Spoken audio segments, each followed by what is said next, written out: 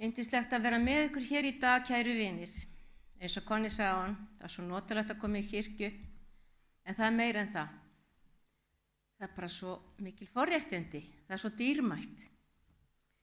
Og síðasti sálmurinn, Ó þá náða eiga Jesú, rifjaði upp fyrir mér gamla minningu. Ég er 75 en þetta var þegar ég var 13 ára. Og ég hefði fengið gítar og var búin að æfa gripinn. Og faðir minn hann átti nú til að fá sér aðeins í staupinu og tala við einhverja kalla sem gerðu það sama. Og pabbi sagði svolítið undir áhrifum, spilaði nú eitthvað fyrir okkur, syngdu nú eitthvað. Það var að reyna svona ganga í augun á einhverjum kaupfélagsstjóri utan að landi. Og haldið ekki að ég hafi sungið Ó þá náða eiga Jesú. Ég skildi náttúrulega ekkert í því af hverju maður þurrkaði sér augun, en ég skildi það núna, einhver 13 ára stelpa með óbrotna rödd var að syngja þennan sálm. Hann var svona ríkur í hjarta mínu. Einhver tenging var alltaf Guðs lof, þó ég kynntist ekki Jesú eða Biblíunni fyrir áratugum seinna. Hugleiðingin mín í dag er sumuleyti erfitt efni. Þegar ég setti þessi orð á blað í gær, þá heyrðust þrumur úti og það hellirigndi, óvanalega mikið regn. Og það er ekki algengt á suðvesturhorninu að það séu þrumur og hellirigning, en það var að gerast.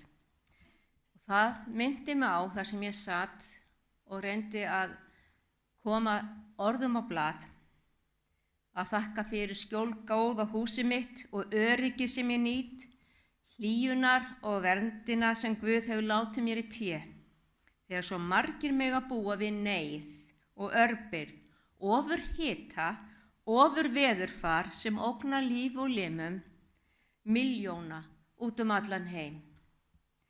Minn uppáhalds höfundur Ellen G. White skrifar 21. ágúst árið 1881. Hún segir, andi haturs gegn ávítum eflist stöðuglega. Fólk þolir ekki aga. Hver annar en óvinurinn er á bak við þann anda? Andan sem klagaði undan óréttlæti skaparans, sem sáði efasemdum í hjarta konunnar. Auðvitað þolir hann ekki ávítur og aga frekar en illuppalið barn sem hefur aldrei haft nein mörk, nema þetta er svo miklu alvarlegar. Satan var ekkert illa uppalið barn. Hann var öflug vera með gáfur sem meira en við getum byrjað að ímynda okkur. Hann var ofurvera með ofurgáfur, sjálfstæðan vilja, hafði allt. Það er talið, segir Ellen, að kærleiksleysi að benda á villu frá sannleikanum eða trúfastri hegðun, og við þekkjum það öll. Í dag má ekki benda á neitt, þá er það kallaður hatursboðskapur eða rasismi, þið þekkið þetta. Horft er fram hjá syndinni og þannig hefur blinda komið yfir alla, þar til þeim er ómögulegt að greina á milli rétts og rangs, á milli syndar og heilagleika. Margir hafa lokað eyrum sínum fyrir ávítum.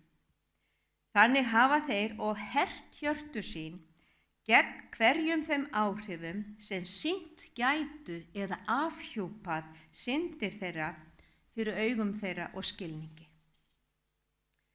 Það mætti ætla að Ellen hafi séð fram á okkar tíma eins og hún hagar orðum sínum. Aldrei hefði mig geta órað fyrir að hlutir eins og gerast fyrir augum okkar í dag ættu eftir að verða daglegt brauð. Þekkingin vex, segir í ritningunni. Í 12. kafla Daniel segir frá 4. versi, en þú Daniel, halt þú þessum orðum leyndum og innsigla bókina þar til er að enda lokunum líður. Margir munu rannsaka hana, Biblíuna og þekkingin mun vaksa og í 10. versinu segir: margir munu verða klárir, hreinir og skýrir, en hinir óguðlegu munu breyta óguðlega og engir óguðlegir munu skilja það, en hinir vitru munu skilja það. Gætum að því.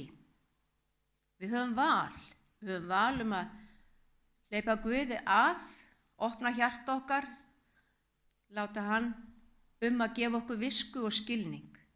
En við getum líka lokað dyrunum, svo að þegar hann knýr á hjartað, þá ráðum við hvort við opnum eða höfum allt í harðalæsingu. Við lifum á tímum þar sem mörg okkar bíða átekta. Ekki svo kvíðin endilega, ef við treystum Guði og hans fyrirheitum, en eins og á verði, með augun og eyrun opin fyrir táknum tímana.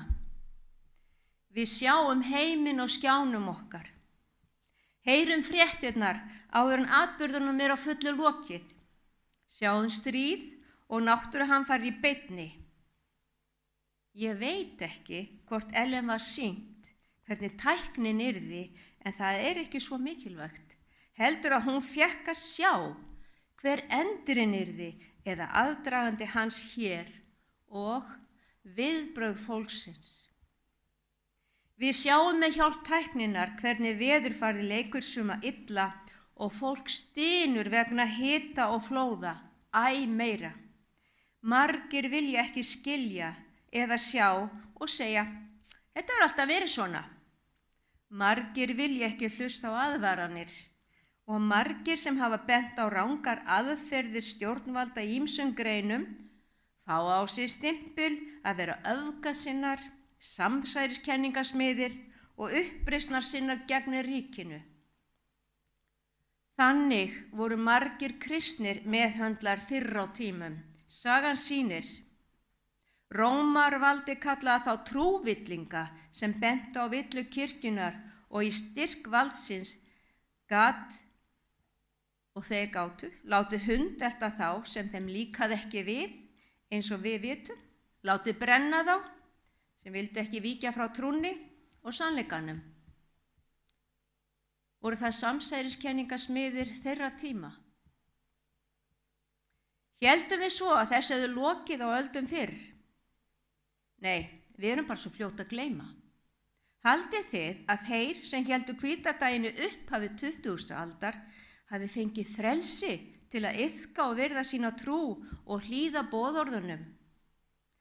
Svo rækilega var búið að sá ótta og afleiðingum óhlýðni við yfirvöld að þegar valdhöfum þóknaðist að hefja stríð við svokallaða óvini út af svo fáránlegum ástæðum sem lesa má í mannkynssögunni, þá var þeim sem héldu hvíldardaginn gert ókleift að virða hann eða hlýða boðorðum Guðs.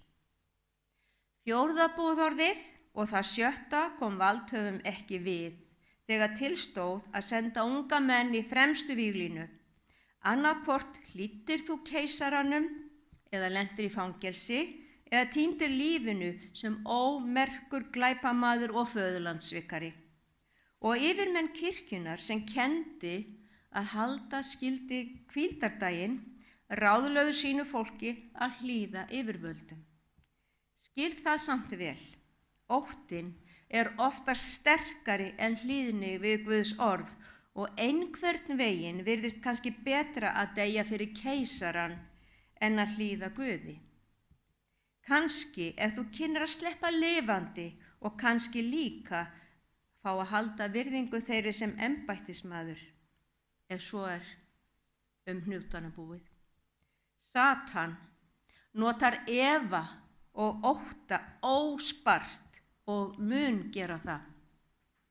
Allt vegna mannlegs ágreinings, átaka landamæri eða nýlendur og svo neistinn sem kveikti bálið síðir dráp á Frans Ferdinand erkihertog Austurríkis og Ungverjalands í júní 1914. Stríð hófst stuttu síðar og áhrifin urðu, eins og dóminó.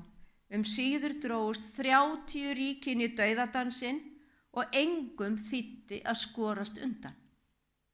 Ætla ekki að fara nánar út í þetta stríð hér, en við lok þess og staðreyndur alla þá sem fórnuðu og týndu lífi sínu, má ætla að fólk hafi sagt, það verður aldrei slíkt stríð aftur, það getur bara ekki verið.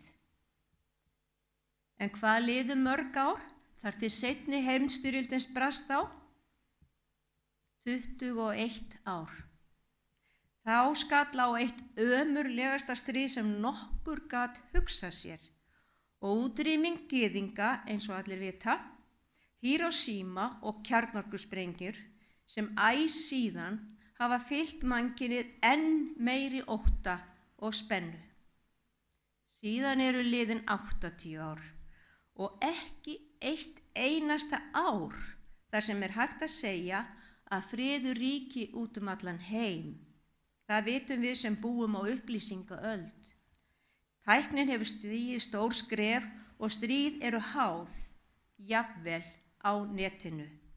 Alls konar stríð, engu lík.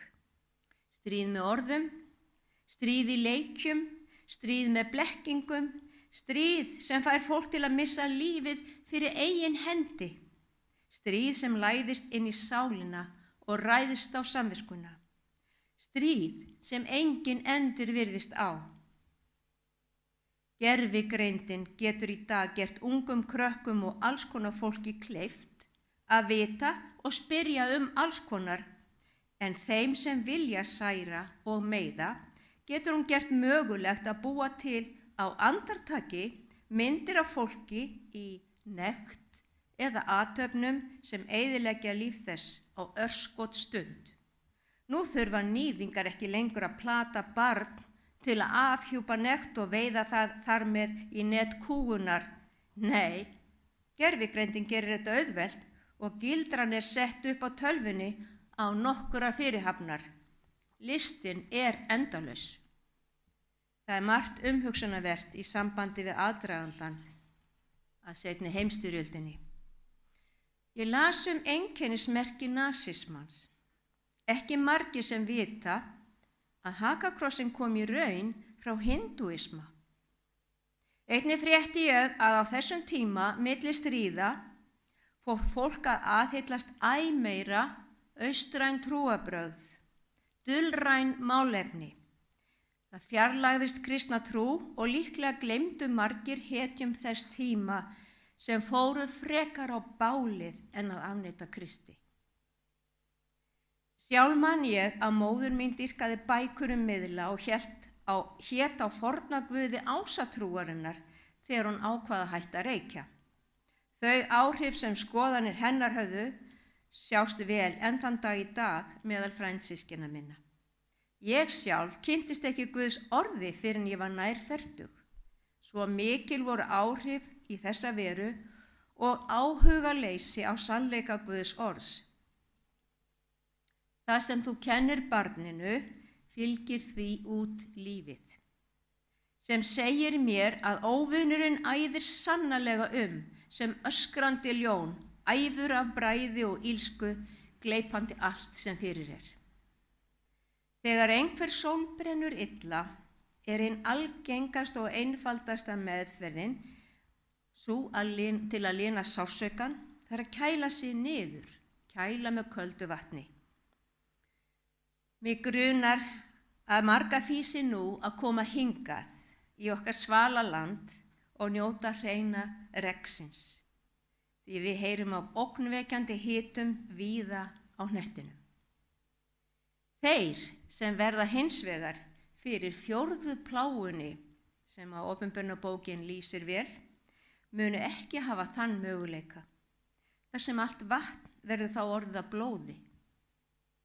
Líklega erfitt að gera sér slíkt í hugarlund, en Guð sér sitt fólk. Við skulum ekki gleyma því. Sagt hefur verið að persónuleiki birtist en mótast ekki í kreppum.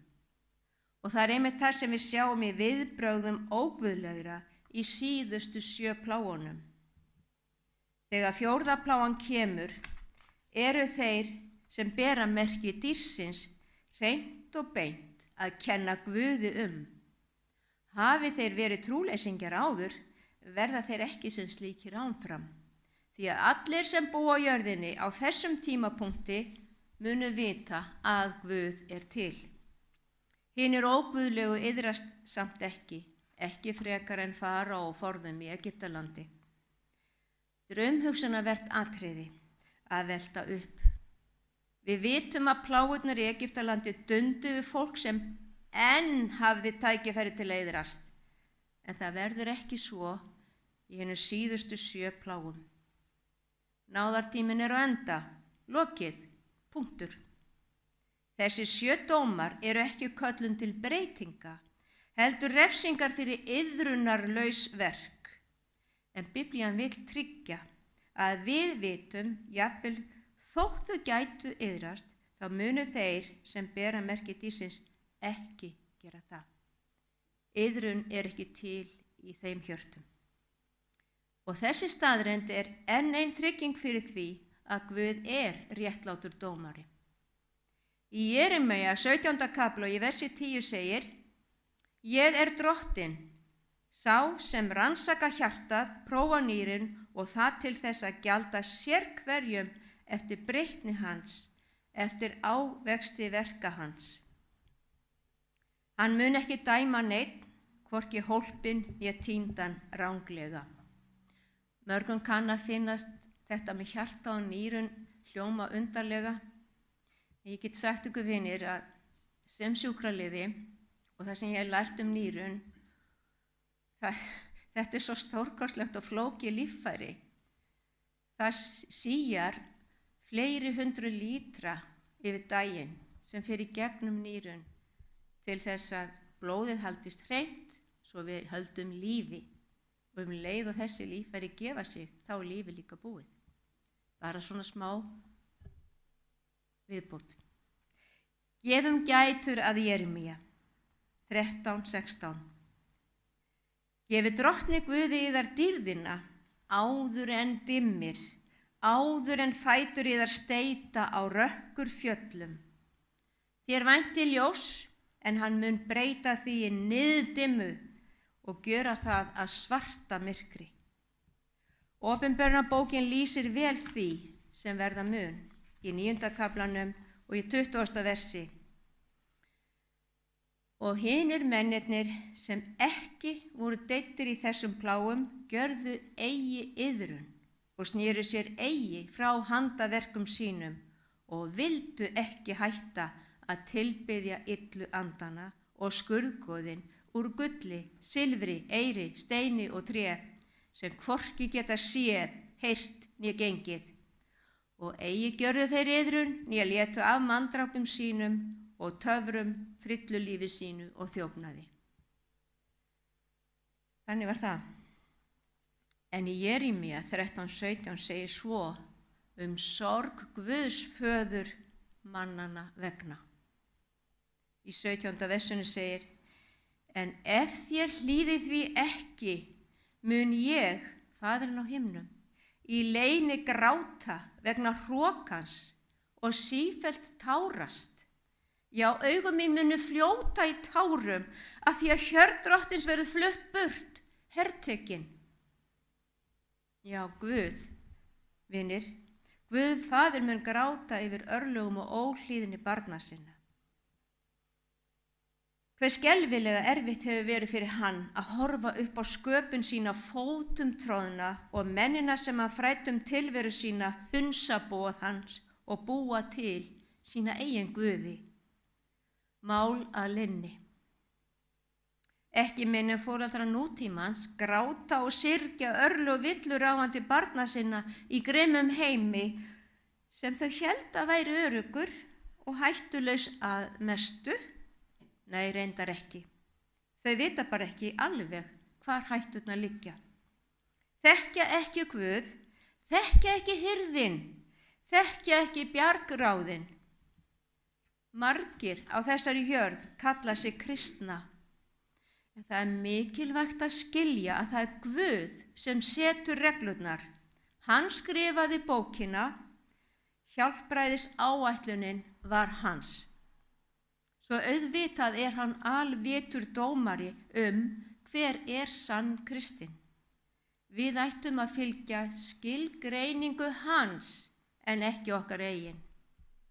Í Mattheusar 25. kafla í 31. versi segir okkur að Jesús muni sitja í hásæti sínu í dýrð og allar þjóðir muni safnast saman frammi fyrir honum. Hann mun aðgreina réttláta frá ranglátum eins og hirðir aðgreinir sauði frá geitum.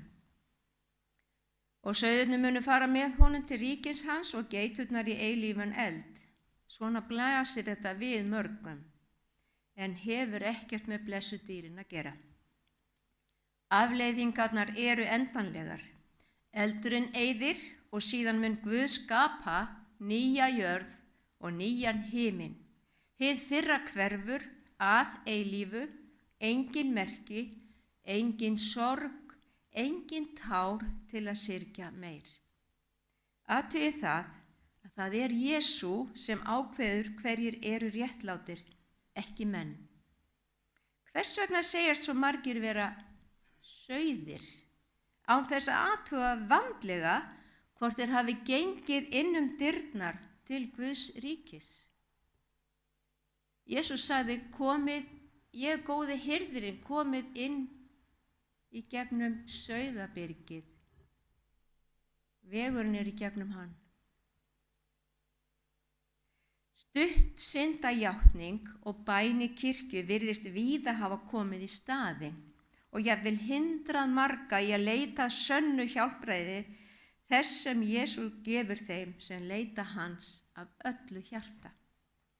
Við getum ekki frelsað okkur sjálf, svo sýnum Guði þá virðingu að fylgja boðorðum hans frekar en að blekkja okkur sjálf og reyna að búa okkur til eigin dyr inn í himinin. Það mun ekki takast. Við verðum öll að fara inn sömu dyrnar sem eru Jesús Kristur. Já, kæru vinir, og þú sem hlustar, gefðu honum allt hjartað og gerðu hann að drottni 100%, ekki 99%. Guð blessi ykkur.